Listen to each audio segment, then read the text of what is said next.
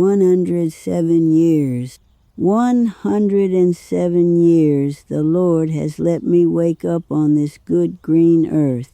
I was born when folks still rode horses to town. I watched the radio come in, then the television, then those little computers people carry in their pockets.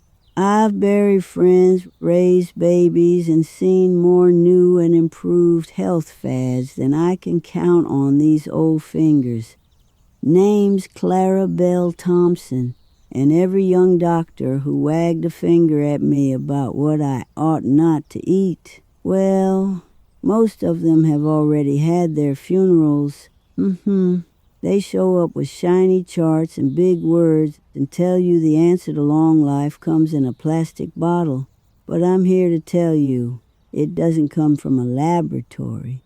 It comes from the soil, from the sun, from simple food your great-granddaddy would recognize. I've eaten the same 7 things my whole life, nothing fancy, just plain natural food. And I believe they're the reason I'm still rocking in this chair today.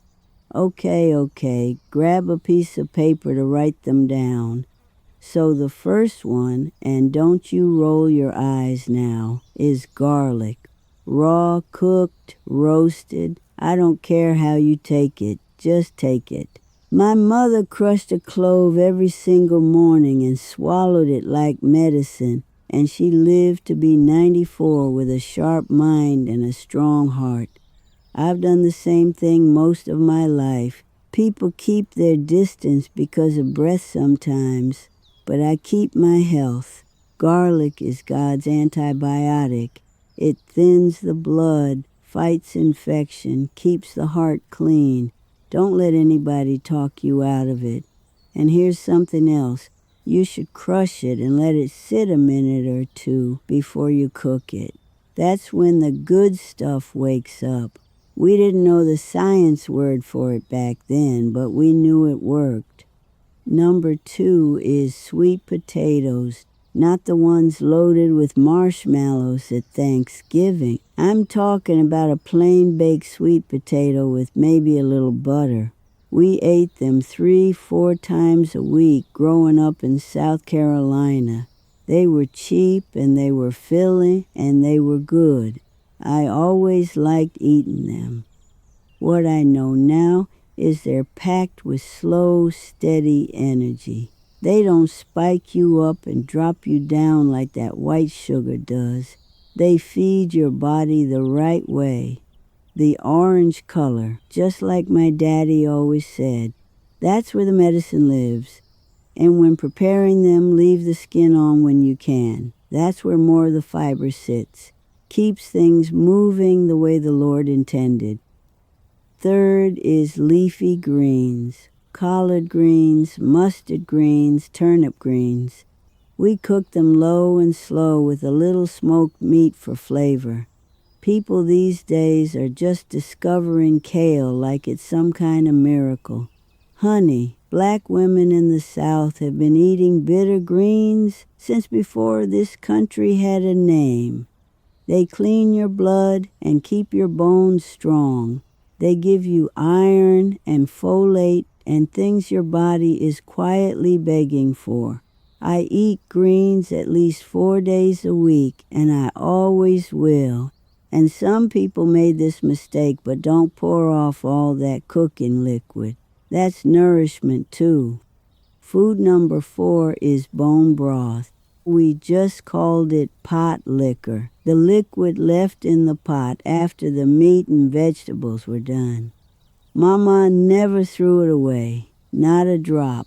We drank it from a cup like tea, or we poured it over cornbread.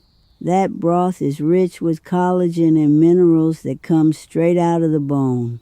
It heals your gut, your joints, and your skin. All this time, people have been throwing away the most powerful part of the meal, but they don't know any better.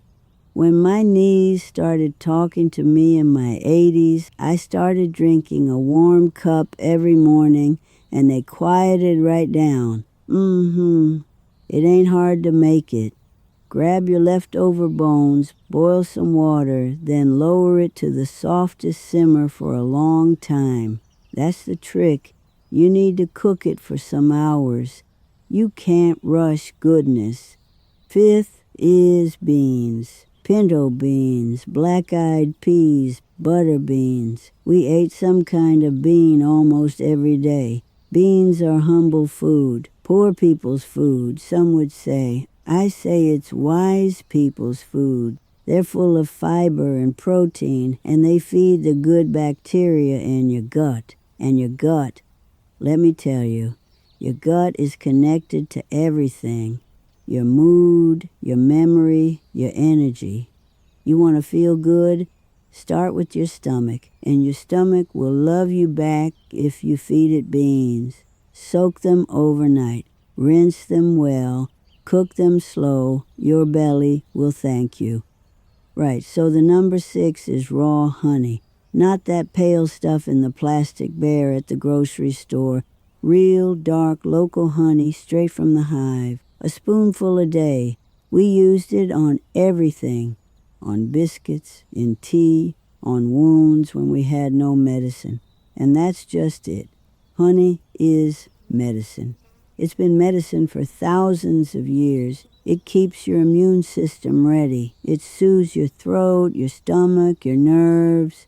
There's wisdom in that sweetness that no laboratory has ever fully figured out, and I don't expect they ever will. Just don't boil it to death. Stir it in once your tea cools a little, or else it will destroy vitamins and such. Keep it living. And the last one, number 7, is fresh herbs. Parsley, thyme, rosemary, whatever was growing in the garden or in a pot on the windowsill. My grandmother put fresh herbs on everything. Said they were the finishing touch God put on food to remind you it was alive. And she was right. These little plants are packed with oils and compounds that fight inflammation, sharpen the mind, and protect the body in ways that are quiet but constant. A little goes a long way. Sprinkle them on everything. If you can grow them yourself, even better. There's healing in tending something green. So there it is. Garlic, sweet potatoes, leafy greens, bone broth, beans, raw honey, and fresh herbs. I hope you wrote this down in your notes. Nothing exotic, nothing expensive, just honest food that comes from the ground and from living things. And let me add this. I never ate until I was stuffed, and I never rushed a meal. I sat down, I gave thanks, I chewed slow. Digestion starts with peace, not panic. But I'll tell you one more thing before I go, and this is the most important part of all. The food will carry your body, but it won't carry your soul. For that you need something else entirely. You need purpose, a reason to put your feet on the floor in the morning. You need to love people, really love them, not just tolerate them. You need to forgive the ones who hurt you, because bitterness is a poison no garden can cure. You need to sit still sometimes. Watch the birds. Let the sun hit your face. I've buried friends, buried family, buried grief I thought would bury me. But every morning I got up, made my broth, said my prayers, tended what needed tending. You do that, you eat your greens, and you guard your peace. And you just might be surprised how long this beautiful life lasts. Now, if you'll excuse me, I believe my bone broth is almost done.